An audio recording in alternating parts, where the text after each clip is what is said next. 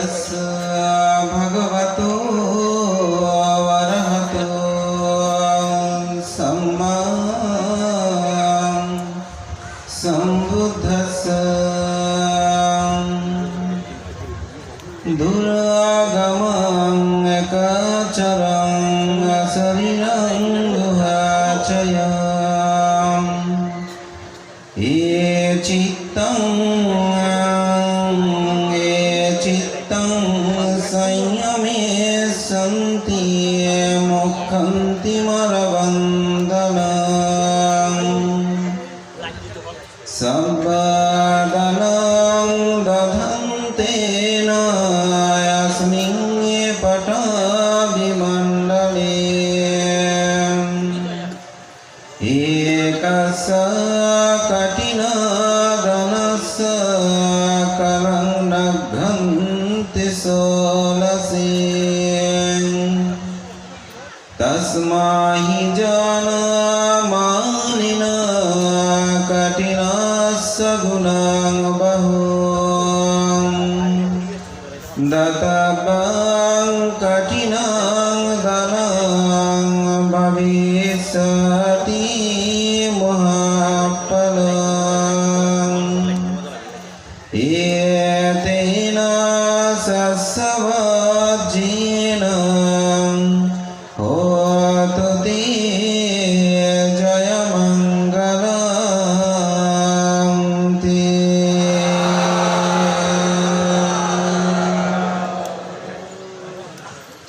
বহু পূর্ণ পুরুষের স্মৃতিধন্য সাধন পীঠ মধ্য দিয়ে জ্ঞান বিকাশ বিহারে দানোত্তম দানশ্রেষ্ঠ শুভ কঠিন চিবর দান সভার সভাপতি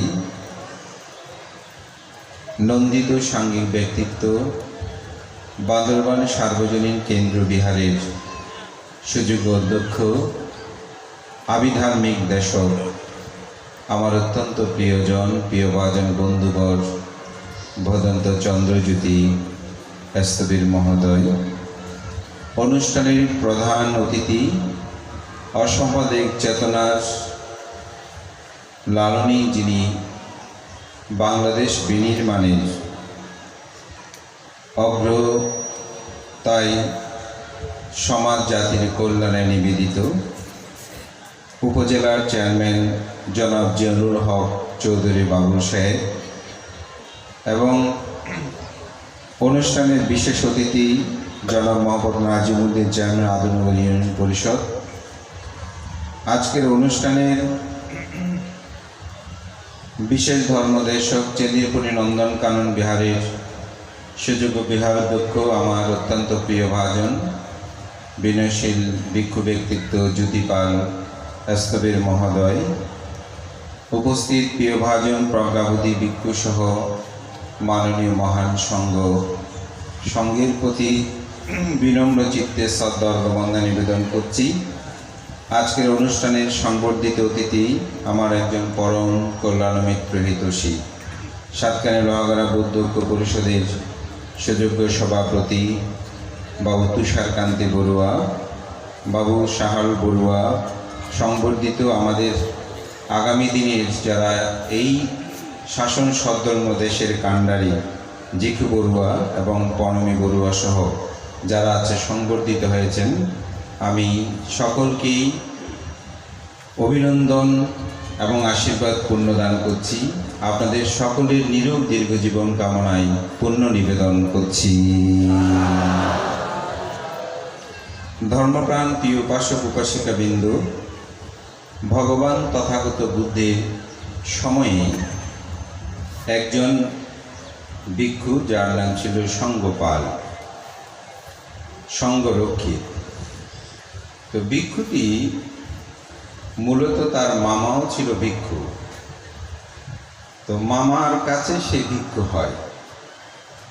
একদিন সে একটি কাপড় লাভ করে, কাপড়টাকে তিনি দুটি ভাগে ভাগ করে 7 হাত কাপড় তার নিজের জন্য রাখে আর 8 হাত কাপড় তার মামা ভান্তেকে প্রদান করবেন। কিন্তু মামা ভান্তে যে কোনো কারণে হোক চিবরটা বা কাপড়টা তিনি গ্রহণ করলেন না। দ্যুতঙ্গশীল যারা প্রতিপালন করে তারা কিন্তু অতিরিক্ত অনেক সময় কাপড় গ্রহণ করে না। ত্রিচিবরেই যতদিন এটা ছিঁড়ে না যায় বা পরার অনুপযুক্ত না হয় ততদিন পর্যন্ত অন্য কাপড় দান করলেও সেটি তারা গ্রহণ করে না। সম্ভবত সেই কারণে হতে পারে। তো সেই একদিন এরকম ধর্মসভায় মামা যখন দেশনা করছেন তখন সে ভিক্ষু তাকে দেশনা করছে, কিন্তু মনে মনে সে কুপিত যে আমি যে মামার কাছে এসে ভিক্ষু হলাম, শ্রমণ হলাম এবং আমি যেই কাপড়টা লাভ করেছি এটা ভাগ করে একটু পুণ্য অর্জনের জন্য মামাকে দিলাম, কিন্তু আমার মামা তো এই কাপড়টা গ্রহণ করছে না। বোধহয় এই শাসনে না থাকলে ভালো হবে, শিবর ত্যাগ করে চলে যায়। কারণ যার জন্য আমি এত কিছু করলাম তিনি আমাকে স্নেহ করে না, আমি যাতে পুণ্য অর্জন করি সেই সুযোগটা আমাকে দিচ্ছে না। তো গিয়ে হলে কি করব? বলে মামা যখন এই চিবর কাপড়টা নেয় নাই, ওটা ছিল আসলে কাপড়, মূলত চিবর তখন হয় নাই, এই কাপড়টা আমি বিক্রি করব। বিক্রি করে একটা ভেড়া নেব, ভেড়াদের তারা কি খুব বেশি তাড়াতাড়ি বাচ্চা দেয়, তো সেটার বাচ্চা হবে, সে বাচ্চাগুলো বিক্রি করব, বিক্রি করে আমার অনেকগুলো টাকা পয়সা হবে। সে মনে মনে এগুলো চিন্তা করতেছে। তো বাচ্চা হলে সেগুলো বিক্রি করে আরও আমার কিছু মূলধন হবে, মূলধন হওয়ার পর যখন টাকা পয়সা হবে আমি একটি বিয়ে করব। তো বিয়ে করে একটা যদি বাচ্চা হয় তার নাম রাখবো সঙ্গরক্ষী। তো তাকে নিয়ে আমার স্ত্রীকে নিয়ে মামাকে দেখতে আসবো গরুর গাড়ি করে। তো আসার পথে বলবো বাচ্চাটা আমার কোলে দাও। স্ত্রী যদি মনে করে, স্ত্রী বলতে না তোমাকে দেবো না আমি রাখি, এরকম রাখছে, হঠাৎ পড়ে গেছে। এগুলো দিকে পাকা করতেছে আর মনে মনে সে এই কথাগুলো ভাবতেছে, পরিকল্পনা কি কি করবে সে। বলছে কোলে, হঠাৎ আমার বাচ্চাটা যদি পড়ে যায়, চাকায় পেছলা হয়ে যায়, সে ব্যথা পায়, তখন তাকে এমনভাবে আঘাত করব যেন সে আর এরকম না করে। এই আঘাত করব বলতে সেই পাখা দিয়ে বাড়িটা দিল মামাকে।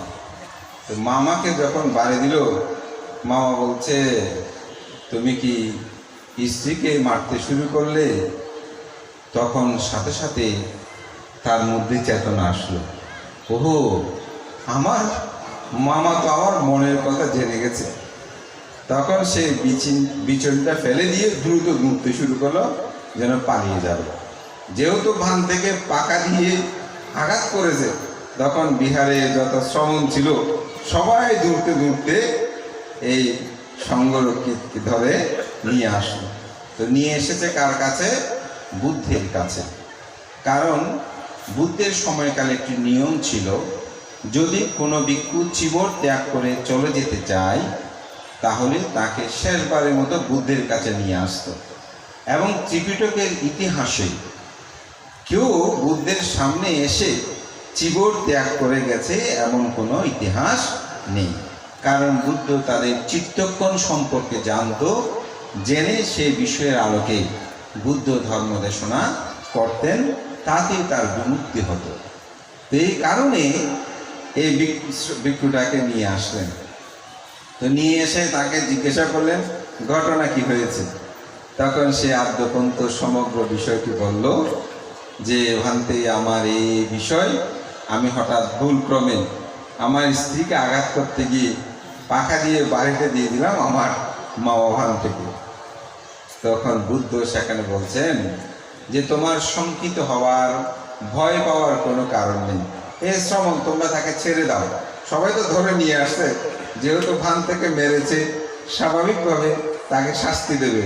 তো বুদ্ধ সেখানে বললেন দুরাগামাং একাচারাং আশরীরাং গুহাচায়া, এ চিত্তাং স্বয়মে সন্তি মুখ্যান্তি মারা বন্ধনান।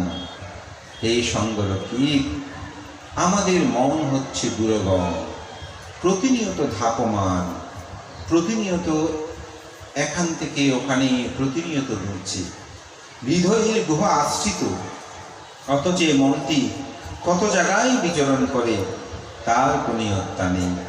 যারা এটাকে সংযত করে, এই মনকে যারা সংযত করে, মুখ্যান্তি মারা বন্দানা, তারা মার হতে মুক্ত হন। তো মার কি? বুদ্ধ ধর্ম দর্শনে আমরা 5 প্রকারের মারের কথা জানি। মার মানে কুমতি, চিত্তে একেবারে খারাপ অবস্থা।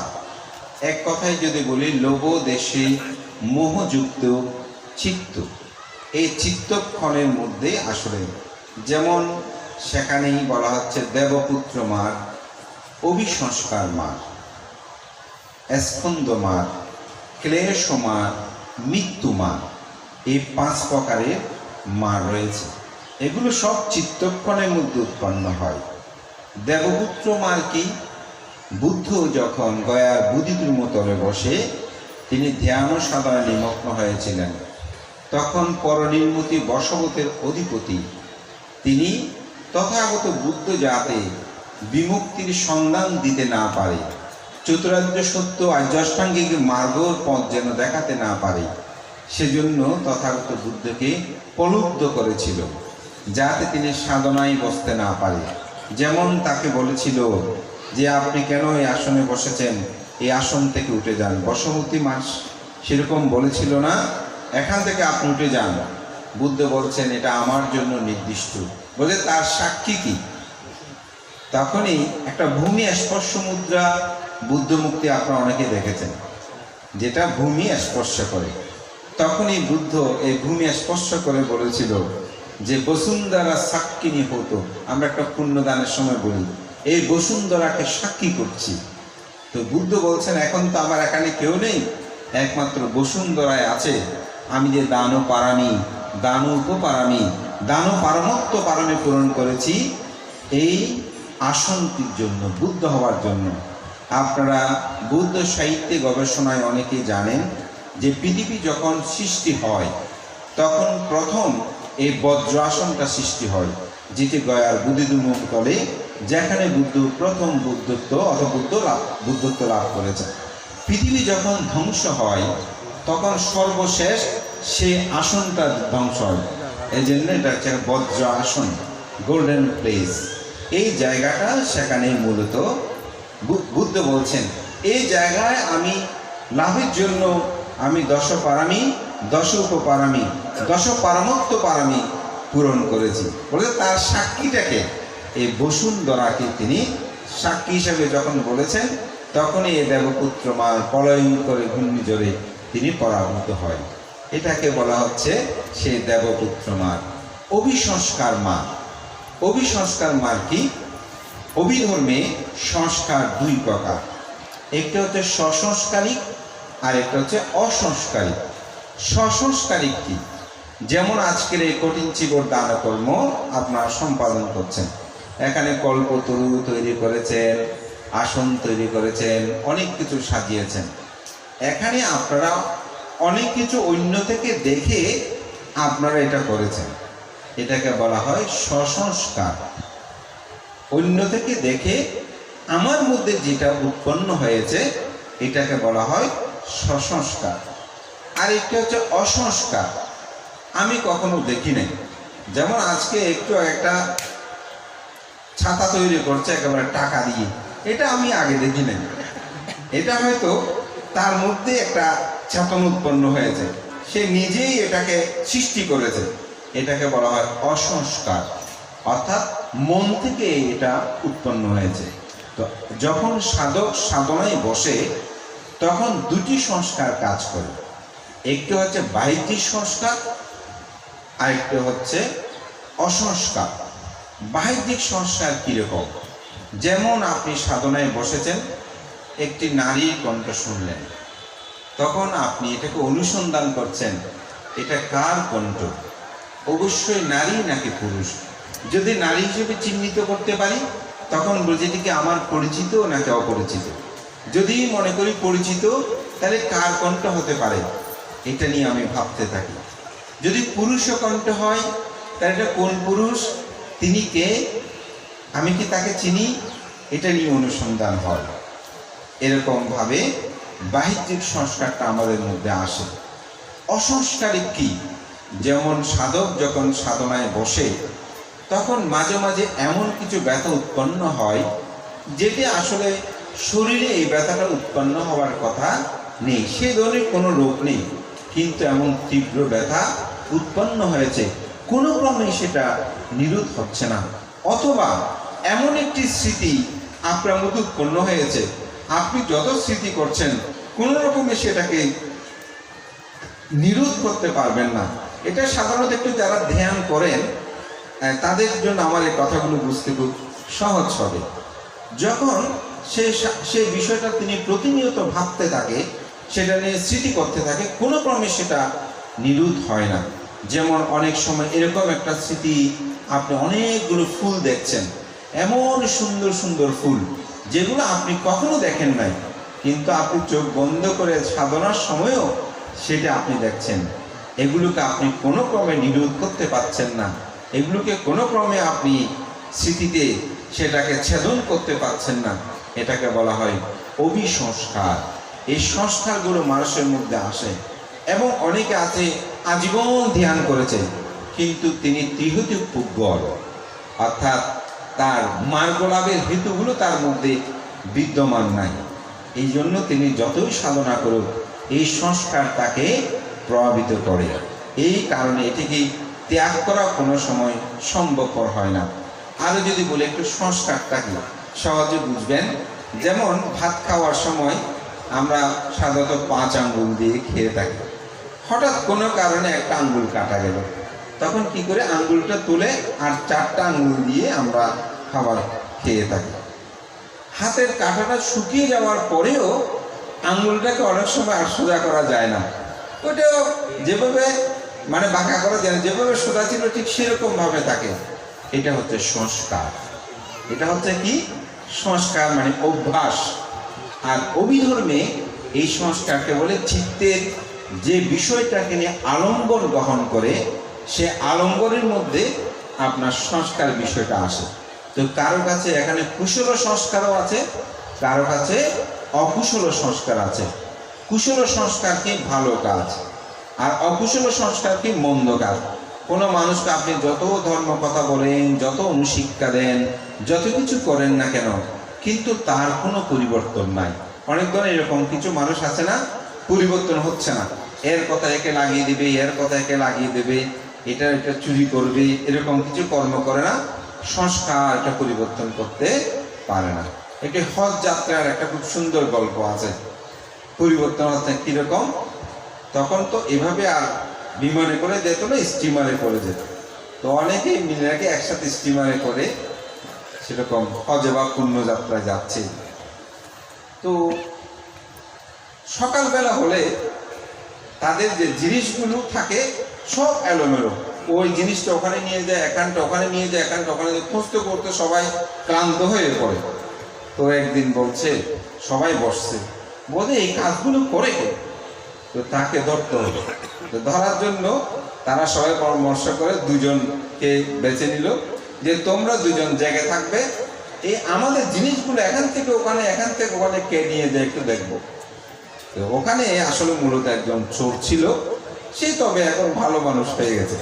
তো সে দাঁড়িয়ে বলছে, ভাই আমি তো ধরে আমাকে আপনারা মারধর করবেন, তো মূলত আমি চোর ছিলাম, আমার ছেলে মেয়েরা এখন টাকা পয়সা অর্থবিত্তে তারা সম্পদশালী হয়েছে, এখন আমাকে তারা সেই পুণ্য তীর্থে বা হজে আমাকে পাঠাচ্ছে, কিন্তু আমি তো রাত্রে চুরি করতাম, এখন এই স্বভাবটা আমি পরিবর্তন করতে পারিনি। তো যার কারণে আমি রাত হলেই জেগে যাই এবং জিনিস এখান থেকে ওখানে, এখান থেকে ওখানে আমি না নিলে আমার শান্তি আসে না। তো এটা হচ্ছে কি অভ্যাস। তো ধ্যানের মধ্যে যেহেতু মাঠটা একেবারে চিত্তগত বিষয়, সেই কারণে মূলত চিত্ত জগতের মধ্যে এমন কিছু এরকম সংস্কার উৎপন্ন হয় যা সহজে শেষ করা নিরূপ করা যায় না। তবে নিরূপ হবে না তা নয়, অবশ্যই নিরূপ হবে। তবে আমি এখানে মার বিষয়টাকে চিহ্নিত করছি। আসলে মারগুলো কি, এটাকে বলা হয় অভিসংস্কার মার, উপক্লেশ মার। সাধক যখন গভীরে যায় তখন কিছু সুখের মতন, কিন্তু এগুলোকে ক্লেশ বলে। এটা তো 10 প্রকারের ক্লেশ আছে। তো তার মধ্যে যেমন অনেকে উঠতে পারে, এখান থেকে ওখানে যেতে পারে, তখন সে মনে করে যে আমি অরহত হয়েছি। অনেকে অপরিচিত সম্পর্কে জানতে পারে, তখন মনে করে যে আমি অরহত হয়েছি। অনেকে ধ্যানে বসলে অসাধারণ সুখ পায়। ধ্যানের সুখ এটা আলাদা সুখ, এটা এমন সুখ আপনি চিন্তা করতে পারবেন না। যেমন বুদ্ধের সময়কালে একজন ভিক্ষু, সে হাঁটতে গেলেও বলতো হুসুক, খেতে গেলেও বলতো হুসুক, চলতে গেলেও বলতো হুসুক। অন্যান্য ভিক্ষুরা বলতো এই ভিক্ষুটা আসলে গৃহী জীবনে খুব দরিদ্র ঘরের ছিল, এখন ভিক্ষু হয়েছে, পরের প্রদত্ত সে অন্ন পাচ্ছে, বসে বসে খাচ্ছে, সেই কারণে সে খুব সুখে আছে। এভাবে তার সমালোচনা করছে। তো বুদ্ধ এই কথাটা জানতে পেরে সে ভিক্ষু সহ সবাইকে ডেকেছে। তো ডেকে সে ভিক্ষুকে জিজ্ঞাসা করছে, ভিক্ষু তুমি কি খেতে গেলেও হুসুক, হাঁটতে গেলেও হুসুক, বসতে গেলেও হুসুক এরকম করো? বল যে তথাগত বুদ্ধগণ কিছু কিছু বিষয় জেনেও প্রশ্ন করেন, ধর্ম কত উত্থাপন করার জন্য প্রশ্ন করেন। আমি মনে করি তথাগত বুদ্ধ ধর্ম কত উত্থাপন করার জন্য প্রশ্ন করছেন। তথাগত বুদ্ধ, আমি আমার পিতার কাছ থেকে উত্তরাধিকারী সূত্রে ৮০,০০০ কোটি স্বর্ণ মুদ্রা লাভ করেছি। কোথায় থেকে? পিতার পক্ষ থেকে। আমি নিজে ব্যবসা বাণিজ্য করে আমার সম্পদের পরিমাণ হচ্ছে ৮০,০০,০০০ স্বর্ণ মুদ্রা। আমার শ্বশুরালয় থেকেও আমি যৌতুক বলবো এরকম সেরকম বা উত্তরাধিকারী, আমার শ্বশুর থেকেও পেয়েছি ৮০,০০০ কোটি স্বর্ণ মুদ্রা। এই বিভব ধনসম্পদের মধ্যে থেকে আমি যেই সুখ উপলব্ধি করি নাই, আপনার বৌদ্ধ শাসনে এসে মারকে পরাভূত করে আমি যে বিমুক্তি সুখ ভোগ করছি, সেটা হচ্ছে অরহতের যে সুখ, এটির তুলনায় আসলে আমার ওই কুটি কুটি ধন সম্পদের যে সুখ, সেগুলো কোনো কিছুই নয়। সেজন্যই আমি ওহসুখ করি। এটাকে বলা হয় বিমুক্তি সুখ। আর উপক্লেশ সুখটা এটা একেবারে লৌকীয় সুখ। সাধনা করলে, ভাবনা করলে যে কোনো কেউ এটা লাভ করতে পারে। তো এই সুখটাও অনেক সময় কিন্তু অন্তরায়। কেন অন্তরায়? ওই যে নিজেকে অরহত মনে করে, নিজেকে মনে করে আমি সুখ পাচ্ছি। এমন একটি উদাহরণ বলি, আমাদের পরম শ্রদ্ধেয় অষ্টম সঙ্গরাজ সাহিত্যরত্ন শিলালঙ্কার মহাস্তবের মহোদয়, তিনি আমাদের শ্রদ্ধেয় বিদর্শনাচার্য, আন্তর্জাতিক খ্যাতিসম্পন্ন বুদ্ধ মনীষা সেই সঙ্গরাজ ডক্টর রাষ্ট্রপাল মহাতর মহোদয়ের কাছে তিনি ধ্যান করেছিলেন। একদিন ধ্যানে রাত্রের বেলায় তিনি দেখতেছে যে সমগ্র রুমটা আলোতে যেন ভরে গেছে। যেহেতু ধ্যানে ছিল, পুরো রুম যেন একেবারে লাইট জ্বলতেছে। উনি যেখানে যাচ্ছে দিনের মতন মনে হচ্ছে। তো ভান্তে যখন গুণ হলো, ডাকছে। রাষ্ট্রপাল তো ছোট ছিল, তো ডেকে নাকি এরকম বলছে, রাষ্ট্রপাল রাষ্ট্রপাল, রাতে তো আমি সব একেবারে দিনের মতো দেখি, আমাকে কোনো লাইট জ্বালাতে হয় না, আমি সব একেবারে দিনের মতো দেখি। তো ভান্তে বলছেন, ভান্তে আপনি সেটাকেও দেখছি দেখছি বলে স্মৃতি করবেন?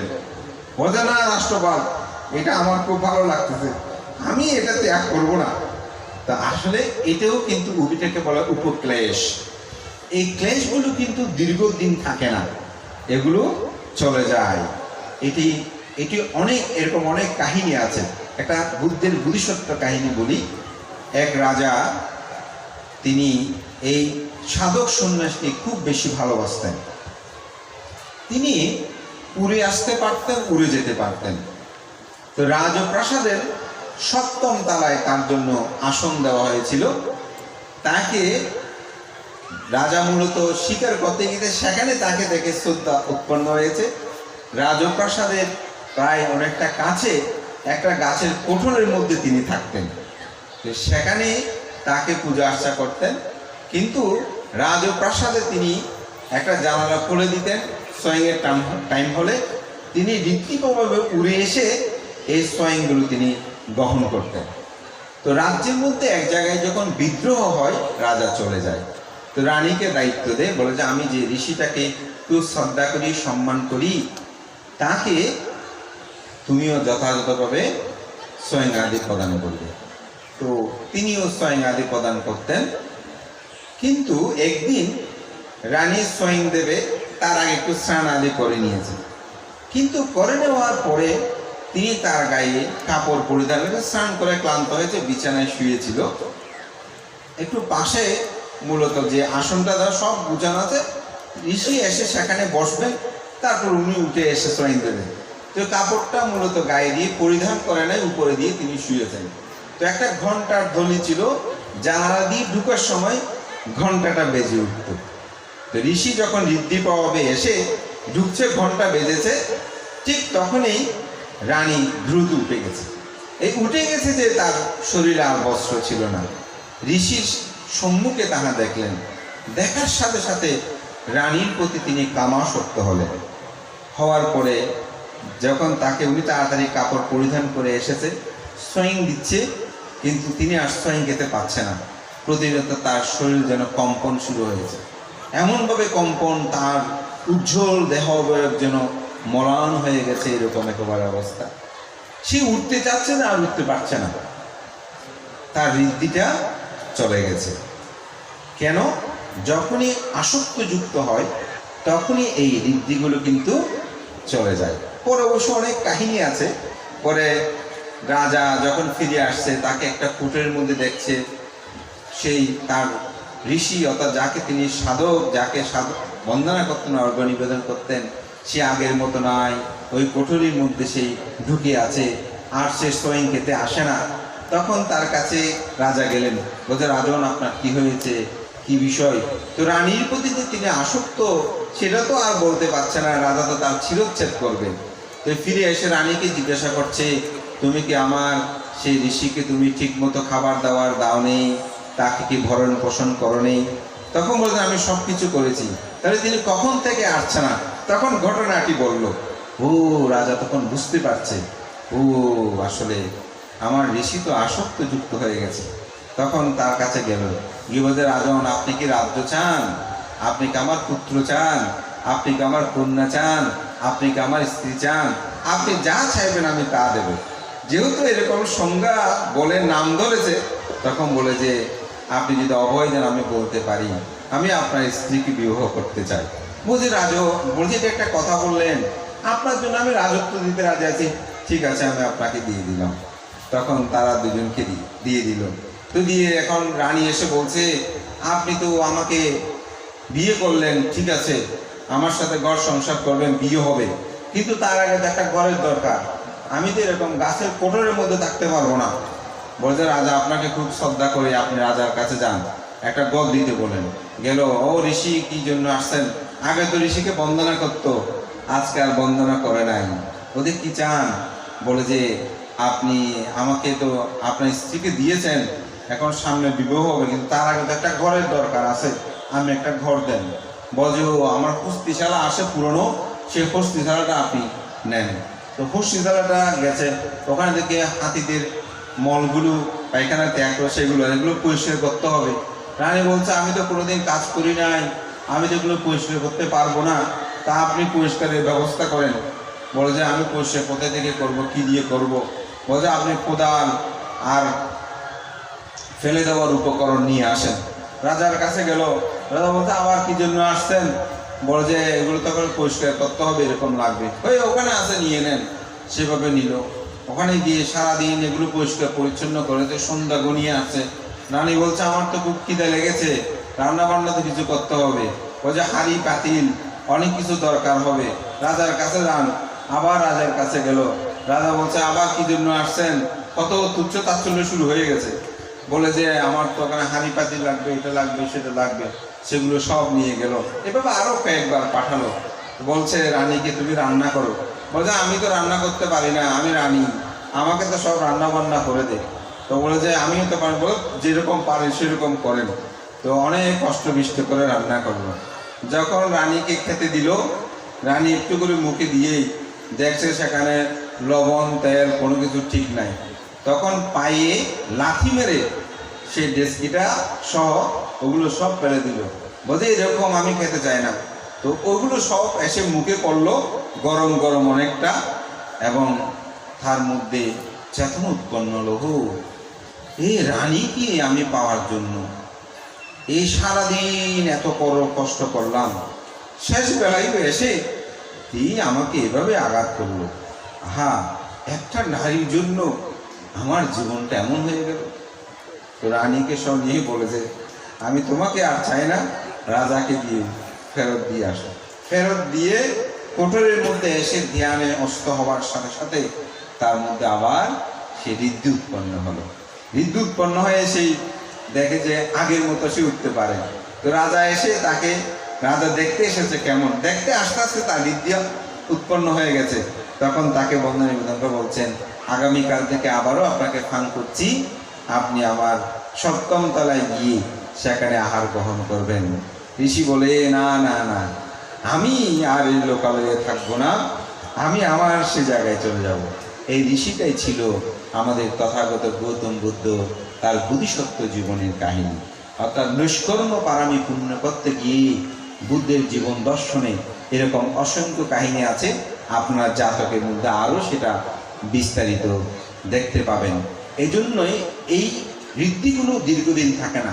আমাদের অনেক মানুষ আছে এগুলোকে ধর্ম মনে করে। অনেকে মনে করে যে অপরের সম্পর্কে জানতে পারা, বলতে পারা, উঠতে পারা, এগুলোও বোধহয় ধর্ম।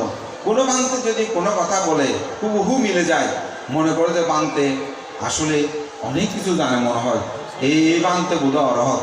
আসলে এটাকে আপনারা কিন্তু ধর্ম মনে করবেন না। ধর্মটা কি, আসলে কি, এটা একটু পরে বলছি। এটাকে বলছে অভিসংস্কার, উপক্লেশমার, অর্থাৎ মার ক্লেশমার। আবার আরেকটি মার আছে স্কন্দমার। স্কন্দমার কি? রূপ স্কন্দ, বেদনা স্কন্দ, সজ্ঞা স্কন্দ, বিজ্ঞান স্কন্দ, সংস্কার স্কন্দ। এরকম যে রূপ, বেদনা, সংজ্ঞা, সংস্কার, বিজ্ঞান, এই পঞ্চ স্কন্দ, এই স্কন্দই আমাদেরকে জন্ম দেয়, এই স্কন্দই আমাদেরকে দুঃখ দেয়। দুঃখ দিচ্ছে না স্কন্দ? আপনাদেরকে দুঃখ দিচ্ছে। এই যে বসেছেন, সবাইকে একরকম বসে থাকতে পেরেছেন, একটু নড়াচড়া করেন নাই, তাহলে কে দুঃখ দিয়েছে?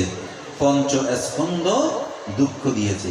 যখন সাধক ধ্যানে বসে ব্যথা, চোখ খুলে দেখে পাবো না, গুরু কোথাও ওইদিকে দেখছে, তাড়াতাড়ি উল্টিয়ে আবার বসে, অনেকে না ব্যথার জন্য এই যে তারা 10 মিনিটের 15 মিনিটের জন্য দেয়, নড়াচড়া করি, তাহলে দুঃখটা কে দেয়?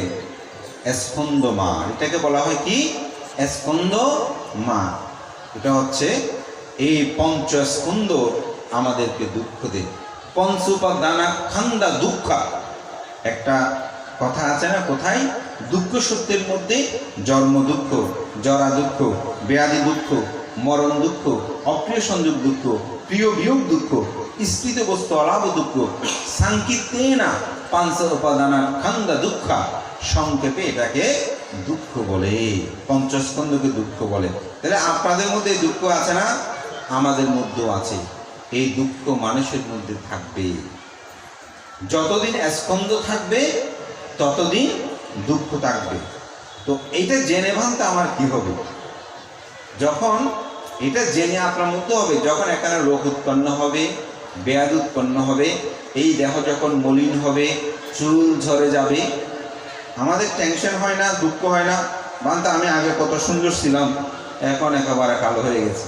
কিন্তু আপনি যখন জানবেন এই পঞ্চস্কন্ধ অনিত্য, দুঃখ, অনাত্মা, এটা জানাটা কি, জেনে আপনি কি করলেন?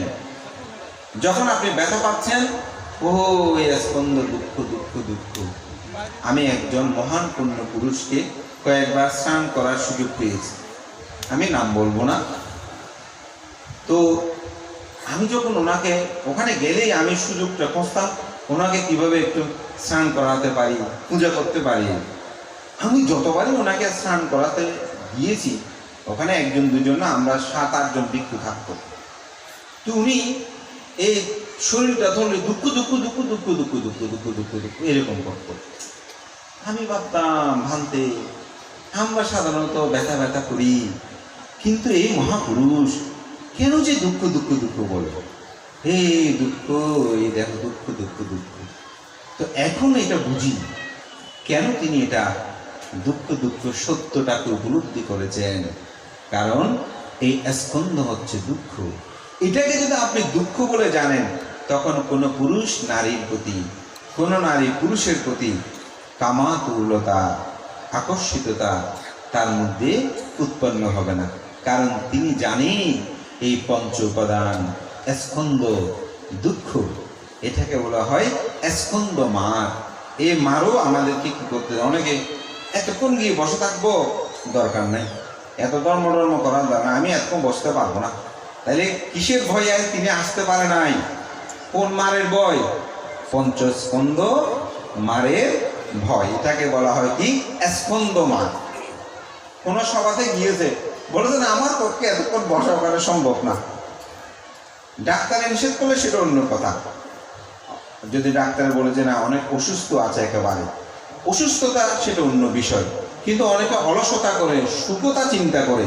যেমন বিহারে গেলে অনেকে একটু অহংকার বোধে চেয়ারে বসতে চায়, মানে আমি চেয়ারে অন্য জায়গায় বসবো না, স্কন্ধ সুখদের। আবার ডাক্তারের নিষেধ আছে, না আপনি নিচে বসতে পারবেন না। তখন আপনারা অনুমতি নিয়ে বানতে, আমি তো নিচে বসতে পারি না, ডাক্তারের নিষেধ আছে, আমার অপারেশন হয়েছে, আমি একটু উপরে বসবো। চেয়ারের বাঁধতে থাকলে কোথায় আছে বলুন, আমি একটু নিয়ে বসি, এটাতে কোনো অপরাধ নেই। কিন্তু অহংবোধটা যদি থাকে, এই বিষয়ে আমি একটু অনুচ্ছেদ বলছি। আধুনিক বর্তমানে আসলে অনেকের শারীরিক বিভিন্ন সমস্যা হয়ে থাকে, তো যে জন্য বলছি এই স্কন্ধ মার ধর্ম থেকে আমাদের কি করে বিচ্যুত করে, অনেক সময় দূরে থাকে। আরেকটা হচ্ছে মৃত্যু মার। এই মৃত্যু মার কি, আজকে করব, কালকে করব, পরশু করব, এরকম করে অনেকে ধ্যানে যেতে চায় না, পুণ্যকর্ম করতে চায় না, বুঝে করবো যে এক সময় মৃত্যু তাকে গ্রাস করে নিয়ে যায়। অনেকে ভাবনায় বসেছে, হঠাৎ খবর আসলো অমুক আত্মীয় মারা গেছে, এই 10 দিনের অধিষ্ঠান ভাবনা ভঙ্গ করে তাকে চলে যেতে হচ্ছে। এটাকে বলা হয় মৃত্যু মার। এটা যখন আবার ধ্যানে বসে, এই ধ্যান করতে করতে হঠাৎ সেখানেই উৎপন্ন হয় অমুক নাকি মারা গেছে, তাড়াতাড়ি উঠে বলতে বানতে আমার একটা আত্মীয় মারা গেছে নাকি অমুক। কে বলছে? বলতে বলতে আমি খবর পেয়ে, যত ওনার সাথে কারো কোনো কথা হয়নি, কিন্তু তিনি খবর পেয়েছেন বলছে। খবর নিয়ে দেখে আসলে কোনো মানুষ মারা যায়নি, ওই মৃত্যু মার এসে তার সাধনা থেকে তাকে চ্যুত করেছে। এই 5 প্রকার মার বন্ধন হতে মুক্ত হতে হলে আপনার চিত্তকে উজু করতে হবে, চিত্তকে সোজা করতে হবে, চিত্তকে সংযত করতে হবে। এই কথাটাই বুদ্ধ সেই সঙ্গরত্রী ভিক্ষুকে বুদ্ধ ব্যক্ত করেছেন।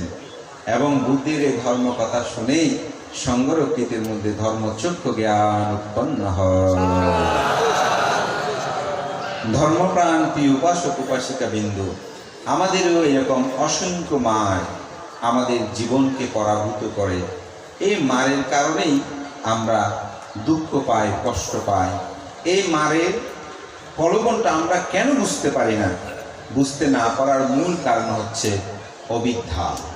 এটা বুঝতে না পারার মূল কারণ হচ্ছে কি? অবিদ্যা। অবিদ্যা মানে কি? অজ্ঞানতা। অজ্ঞানতা কি? যাহা সত্য তাহাকে আমরা বুঝি না। এই যে আমরা বলছি আমার স্ত্রী, আমার পুত্র, আমার কন্যা, আমার স্বামী, আমার ঘর, আমার বাড়ি, আসলে কি আমার? একটু আগে পরিচয় করে দিলাম ভান্তে, উনি আমার ছেলে, ইনি আমার পুত্র, ইনি আমার কন্যা, ইনি আমার স্বামী, ইনি আমার স্ত্রী। কালকে তার স্ত্রী মারা গেল। আচ্ছা, আজকে তো বললেন আমার, তাহলে সে চলে গেল কেন? কারণ সে আমার নয়। এই আমি যেটা বলছি এটা হচ্ছে অবিদ্যা। আর আমি যখন জানলাম যে আমার বলতে জগতে কিছু নাই, সবাইকে ছাড়তে হবে, সেটাই হচ্ছে বিদ্যা বা প্রজ্ঞা।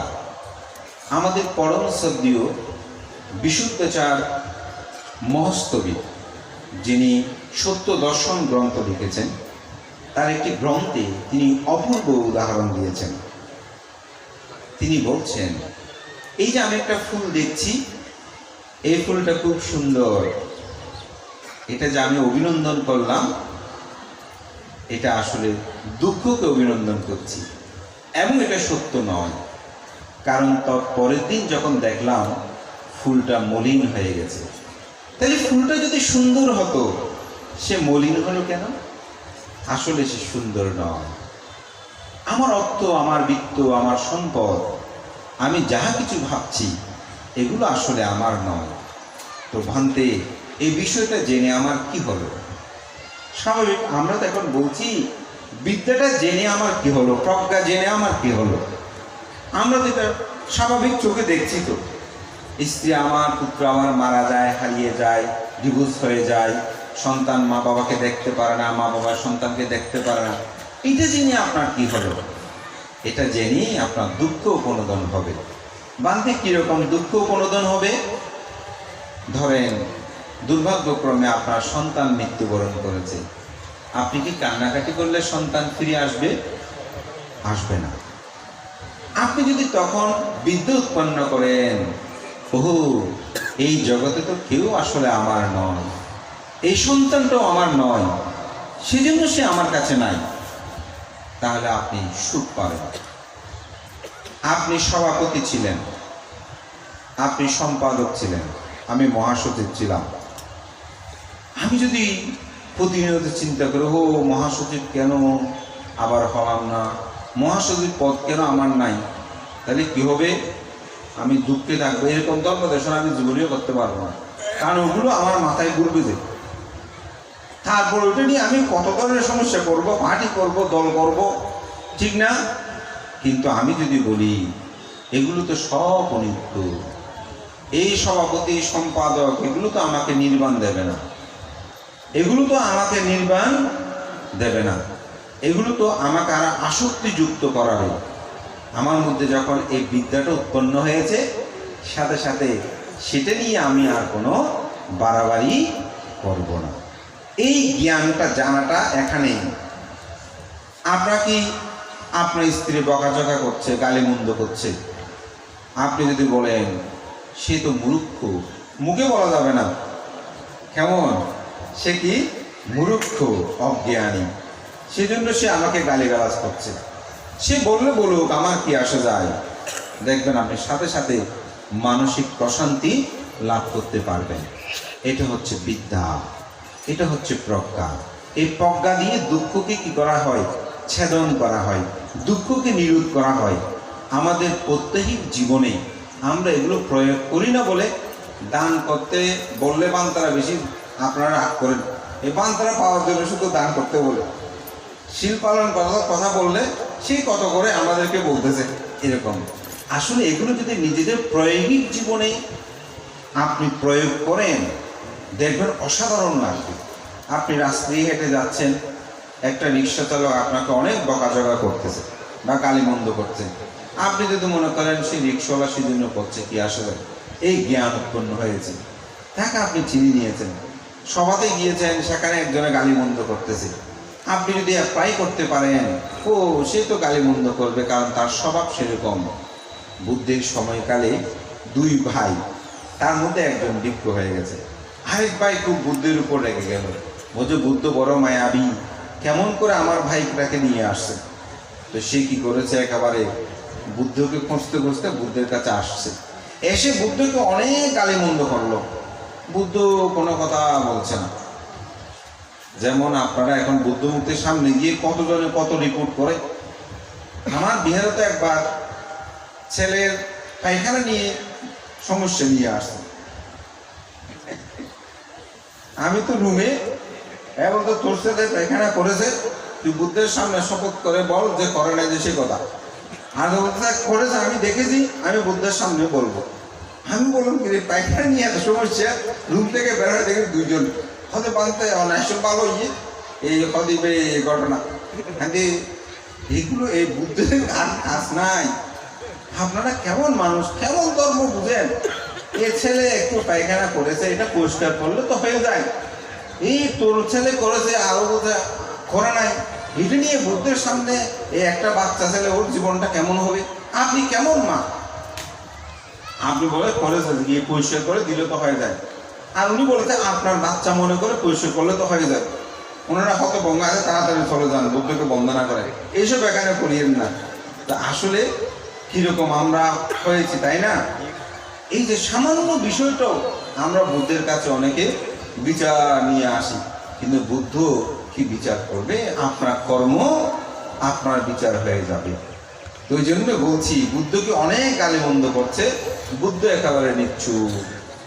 তো গালিমন্দ, একটা মানুষকে আপনি দীর্ঘক্ষণ গালিমন্দ করলে সে যদি কোনো উত্তর না দেয়, স্বাভাবিক তো চলে যাবে। তো যখন চলে যাচ্ছে তখন তাকে আবার ডাকছে, বলে যে হে ব্রাহ্মণ, আপনি একটু আসুন। তখন সে আবার আসছে, এসে আবার বকাঝকা শুরু করে দিচ্ছে। তখনও বুদ্ধ একেবারে নিচ্ছু। তখন পরক্ষণে আবার চলে যাচ্ছে, তখন আবার ডেকেছে। এখন আর কোনো কথা বলে না, যেহেতু কথা বললেই তো বুদ্ধ আর বলেন না, বলে একটু কি বলে আমি একটু দেখি।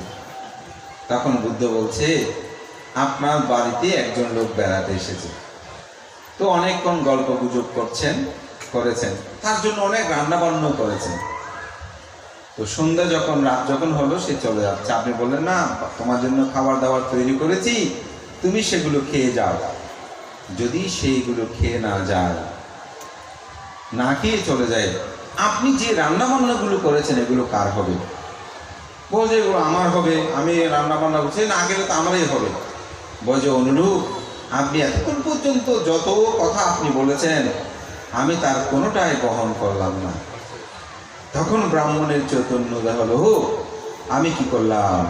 তখন লুটিয়ে পড়ে তিনি বুদ্ধ ধর্ম সঙ্গীর শরণ গ্রহণ করলেন। ধর্মপ্রাণ প্রিয় উপাসক উপাসিকা বিন্দু, আমি এটাই বলতে চাচ্ছি, আমাদের মধ্যে যদি প্রজ্ঞা উৎপন্ন হয়, আপনি দুঃখকে ছেদন করতে পারবেন। যদি প্রজ্ঞা উৎপন্ন না হয়, তাহলে আপনি প্রতিনিয়ত ঝাঁকড়া বিবেক, মারবন্ধন আপনাকে আকৃষ্ট করে, আবর্তিত করে রাখবে। তো মার কি? মার হচ্ছে দুঃখ। মারটা কি? মারটা হচ্ছে দুঃখে যে ধর্ম শুনছেন, অনেক সময় মা বলে এই ছেলেটা আমার মা, এটার জন্য কিছু করতে পারে না, এরকম অনেকে বলে। হ্যাঁ, এরকম মার অন্তজটা বাহির জটা, জটাই জটিত পাজা। আমাদের অন্তরের মধ্যে জটা আছে, অন্তরে মার আছে, বাহিরেও মার আছে। যেমন অনেকে আছে, আমি বৃক্ষ হতে চাই, বর্তমানে খুব ইচ্ছা বৃক্ষ হতে, কিন্তু আমি তো একটা মাত্র ছেলে, মা বাবাকে দেখতে হয়, এটা হচ্ছে মা। স্ত্রীকে দেখতে হয় মা, স্বামীকে দেখতে হয় মা, এগুলো সব হচ্ছে বাহ্যিক মা। তবে এই মাগুলো কর্তব্য কর্ম, কিন্তু আপনি পরমাত্মিকগতভাবে যখন ভাববেন, আমি আজকে একটু গভীরে যেতে চেয়েছি, সেজন্য আমার কথাগুলোকে বয়ে বলছি, তখন আপনার কাছে এগুলো মার মনে হবে। তবে লৌকিক সত্যে আমার স্ত্রী আছে, পুত্র আছে, কন্যা আছে, স্বামী আছে, তাদের প্রতি যেটা করণীয় কর্তব্য সেগুলো অবশ্যই সুসম্পন্ন করতে হবে।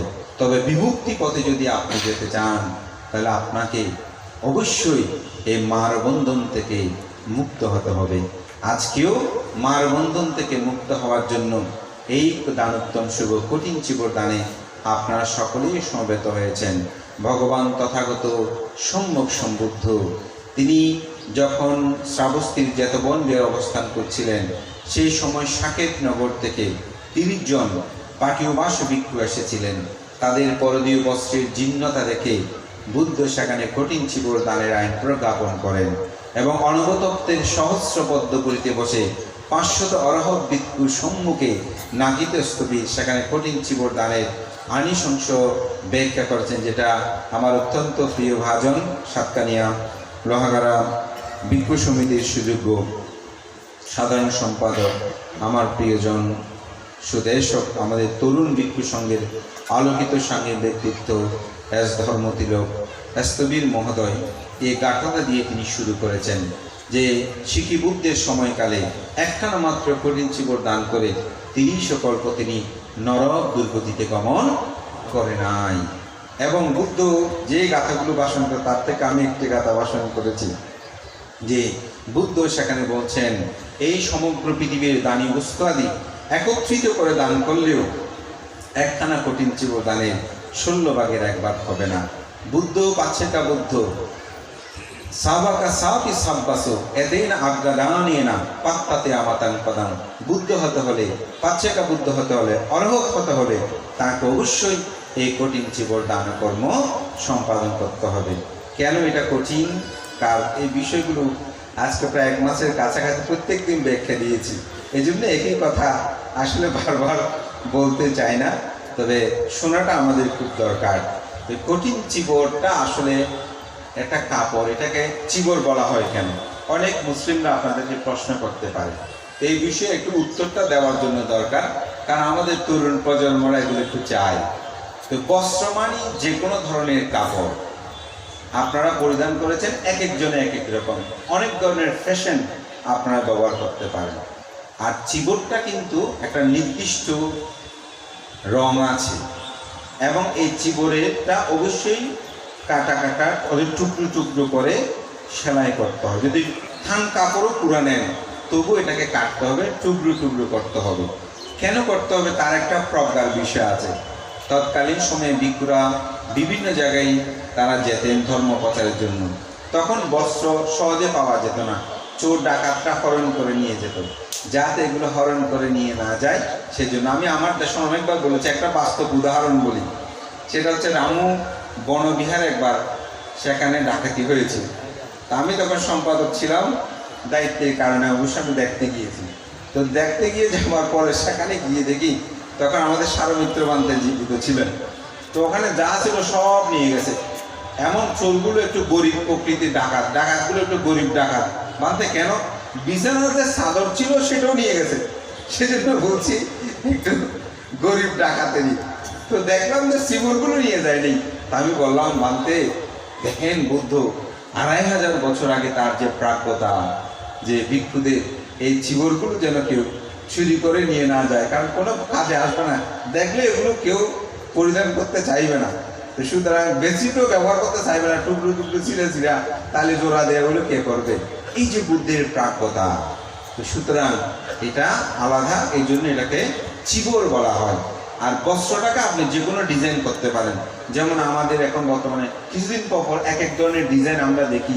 কেউ প্যান্টটাকে ঢোলা করে পরে, চিবিয়ে পরে, হাফ প্যান্ট, লং প্যান্ট, কত ধরনের ডিজাইন আছে ছেলে মেয়েরা পরে, কিন্তু ভান্তেদের ডিজাইনটা একরকম, তাই না? আমি জন্ম থেকে দেখছি যেরকম এখনো সেরকম। যদি থেরোবাদ আদর্শ যতদিন বিদ্যমান থাকবে ততদিন সেরকম থাকবে। আমাদের রঙগুলো প্রায় কাছাকাছি, একটু হলে নীল, এটাও হওয়ার একটা কারণ আছে। কারণ দেহ মৃত্যুর পরে দেহের যে রঙের পরিবর্তন, মূলত এই রঙটাই ভিক্ষুদের গেরুয়া বসন। এবং কাঁঠাল গাছ যদি হিসাব করে তাহলে সেখানে বলছে শেকড়ের রং, ছালের রং, গুঁড়ার রং, পাতার রং, ফুলের রং, ফলের রং, এই 6টি রঙের কারণে এক একটু কালারটা একটু এক এক রকম হয়। কিন্তু ফ্যাশন একটা, ওটা ডিজাইন একটা, 2500 বছর আগে যেরকম চলমান এখনো চলমান, সেজন্য এটাকে বলা হয় চিবর। চিক মানে হচ্ছে উত্তম, বর মানে হচ্ছে বস্ত্র, এটাকে বলা হয় একটি উত্তম বস্ত্র। চিবর মানে আসলে এটা একটা বস্ত্র, চিক উত্তম, বর মানে হচ্ছে বস্ত্র, একটি উত্তম বস্ত্র। কঠিন চিবর কেন? উপস্থাপক একটু উল্লেখ দিয়েছেন যে ত্রৈমাসিক বর্ষপথ উদযাপন এবং প্রবরণা, এই কর্মগুলো সম্পাদন করতে হয়। এবং সর্বশেষ সবচেয়ে যেটা গুরুত্বপূর্ণ, আমি একটু চিত্ত নিয়ে আজকে কথা বলেছি, এই চিবরটা যখন গ্রহণ করবে তখন গ্রহীতা ভিক্ষুকে এই চিবরের প্রতি কোনোরূপ আসক্তি যুক্ত করে এটা গ্রহণ করতে পারবে না। এটা গ্রহণের সময় ওনাকে নিশ্চুপ থাকতে হবে। সঙ্গ যেটা নির্বাচন করে দেবে সেটা তিনি পরিধান করতে কঠিনত্ব করতে পারবেন।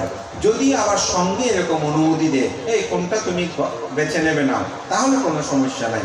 যদি তিনি বলেন না এই কাপড়টা সুন্দর, এটা আমাকে দেন, তাহলে সেটা কঠিনে পরিণত করা যাবে না। এই অর্থে আসলে এটা কঠিন চিবর দান।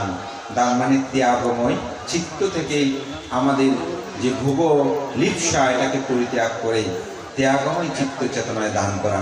তো কঠিন চিবর দানের শ্রেষ্ঠত্বের আরেকটা বিষয় বলি, একটু মনস্তাত্ত্বিক। যেমন আপনি যখন সঙ্গদানে খাদ্য দান করেন, উচ্ছিষ্ট যদি থাকে সেগুলো আমরা পরিভোগ করব, এই ধরনের একটা মানসিকতা থাকে না?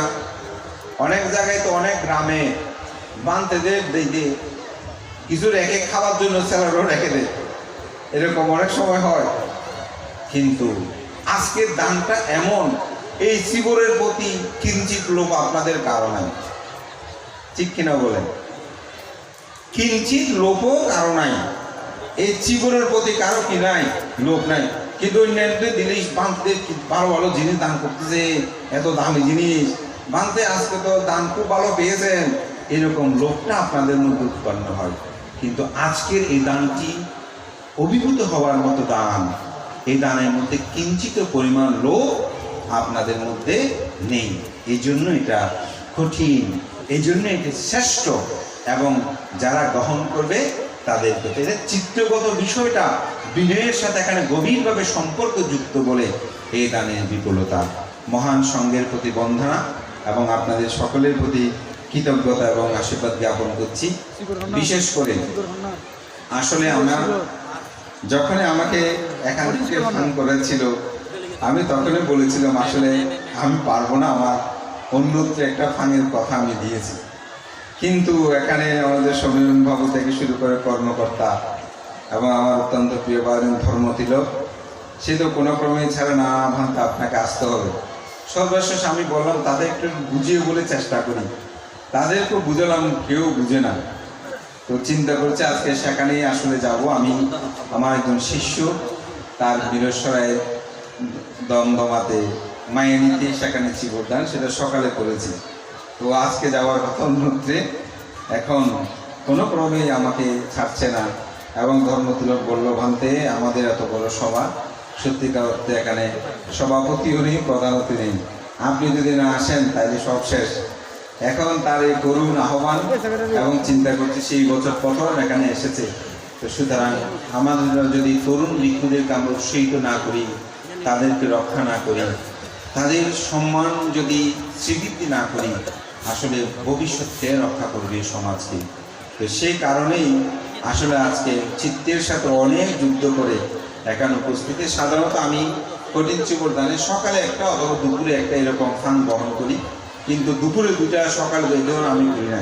এই বছর প্রতি প্রায় দিন আমি সকালে একটা দুপুরে গিয়েছি, শুধু গত সপ্তাহে আগের সপ্তাহে শহর হওয়াতে বিকালবেলা দুটোতে গিয়েছি। তো আজকে আমি আসলে একটু আমাদের পদুয়ার ভিক্ষু যেটা আছে জ্যোতিপ্রিয়, সে আমাকে অনেকদিন আগে মেসেজ করে দেবেন, তো আমার সুবাহ দিয়ে পারবো না। এখন সে এখানে যখন নাম দেখেছে আমাকে ফোন করেছিলেন, বলছে বানতে যদি আপনি মুসু দিয়ে যান তাহলে কিন্তু আমার ওখানে আসতে, আমি আপনাকে আগে না আসলে বানতে এটা আমি মানবো না। তো আসলেই এইদিকে যেহেতু এসেছি, ধর্মতিলকের সাথে একটু কথা বললাম, বলে যে বানতে হ্যাঁ একটু দেখা করে যান। তো সেই জন্য হয়তো সেখানে আমি একটু বুঝতে, আপনারা আমাকে সকলে সুন্দর শুভ দৃষ্টিতে দেখবেন। আমি বারবার আমি মনে করি একই দিনে একই দুই তিন জায়গায় গেলে আসলে একটু আধ্যাত্মিক বা উন্নতায় যে দেশনা সেগুলো অনেক সময় হয় না। সেই জন্য আমি সকালে একটাতে গেলে হয়তো দুপুর একটাতে যাই, কিন্তু একসাথে দুটোই সাথে যোগদান করাটা আমি নিজেও বিধিও মনে করি না। তবে আজকে অনেকটা বাধ্যবাধকতায় যেতে হচ্ছে। আপনারা কেউ আমাকে মন্দভাবে চিন্তা করবেন না। মূলত অনেক সময় সমাজ সধর্ম রক্ষায়, অনেকের মন রক্ষায় সেটা করতে হয়। আপনাদের সবার মঙ্গল কামনা করে এই ইতিহাস ঐতিহ্য সমৃদ্ধ এই গ্রাম, এই প্রতিষ্ঠান, এখানে আমাদের সে পরম শ্রদ্ধেয় পণ্ডিত শিলাসার শাস্ত্রী থেকে শুরু করে পূর্ণানন্দ মহা থেকে শুরু করে বহু পুণ্যপুরুষের ধন্য এই স্থান, এই প্রতিষ্ঠানটা আমাদের কাছে অত্যন্ত গৌরবের, গর্বের। এটার নাম ধরলেই আমাদের সেই পুণ্যপুরুষদের কথা স্মরণ করে নিয়ে পড়ি। এই গ্রামবাসীর প্রতি কৃতজ্ঞতা জানাই। আমাদের মহামান্য উপসংঘরাজ অগ্রবংশ মস্তের মহোদয়কে সাতকানিয়া লোহাগড়ার জন্মজাত সন্তান হিসাবে তাকে সম্মানিত করার জন্য, বিভূষিত করার জন্য এই গ্রামবাসীর যে ভূমিকা ছিল এটাকে আমি চিরস্মরণীয় বলে মনে করি। এবং তার নেতৃত্বে আপনারা যারা অগ্রণীয় ভূমিকা প্রতিপালন করেছেন, আমি মনে করি একজন সঙ্গ পুরুষকে শ্রদ্ধা, সম্মান, গৌরব প্রদর্শনে আপনাদের যে দীপ্ত ভূমিকা, এটাকে অবশ্যই প্রশংসনীয়। যতদিন এরকম পূজনীয় ব্যক্তির পূজা হবে, সম্মান হবে, গৌরব হবে, সেখানেই সম্মানী গুণী মানুষের জন্ম হবে। আজকে আপনারা দুজন এই গ্রামের কৃতি সন্তানকে আপনারা সম্বোধিত করেছেন। যারা আগামীতে কৃতি হবে, সে এসএসসি তাদেরকেও আপনারা সম্মানিত করেছেন। এভাবে সম্মানিত করবেন। আমি যেটা আমাদের দিলীপ বাবু, তিনি আজকে আমাদের বেশান্তর বাবু, ওনারা বান্দরবানে ওনারাই নেতৃত্ব দিয়ে, এখানে জন্ম হলেও বান্দরবানদের যে সমাজ আছে এগুলো তারাই পরিচালনা করে। এটা আপনাদের জন্য গৌরব, গর্বে। আজকে শহরে বলেন, চট্টগ্রাম মহানগরীতে, সেখানে অনেকে আছে। একটা মেয়েকে দেখলাম, নাম জানি না, সে আমার বিহারে গিয়ে একদিন একটা অনুষ্ঠান উপস্থাপনা করছে। আমি ও আমাকে বললো, বলতে আমার বাড়ি মুছে দিয়া। আমি খুব গর্বিত হলাম, কারণ আমার জন্মতীর্থ তো সেখানে। এভাবে যে দেশ বিদেশে এভাবে যারা সমাদৃত হচ্ছে, এটার কারণ কি? এটার কারণ হচ্ছে যেখানে গুণীর সমাদর হবে সেখানে গুণী উৎপন্ন হবে। আপনাদের মধ্যে সেই ধারাবাহিক অব্যাহত রাখুক। আপনারা একটা রত্ন পেয়েছেন। আমি যাকে নিয়ে আমার প্রতিচ্ছবি স্বপ্ন দেখি, সে ধর্মতিলক, তাকে স্বাধীনতা দেবেন, কাজ করার জন্য সুযোগ দেবেন এবং সবসময় মৃত্যু সঙ্গকে অগ্রে রাখবেন। দেখবেন আপনাদের উন্নতি, শ্রীবৃদ্ধি অবিসম্ভাবী। এই প্রত্যয় ব্যক্ত করে মহান সঙ্গের প্রতি শ্রদ্ধা জানিয়ে আমি একটু আজকে আবিধর্মের দিকে একটু যেতে চেয়েছিলাম, যেহেতু আজকের সভাপতিও আবিধার্মিক দেশনা করেন। সুতরাং আমার ছুটে যাওয়া, গলে যাওয়া, বাদ করে যাওয়া কথাগুলো হয়তো সভাপতি মহোদয় তার সমাধানান্তে মারবন্ধন থেকে আপনাদেরকে মুক্ত করার আরও গভীর দিক নির্দেশনা প্রদান করবে।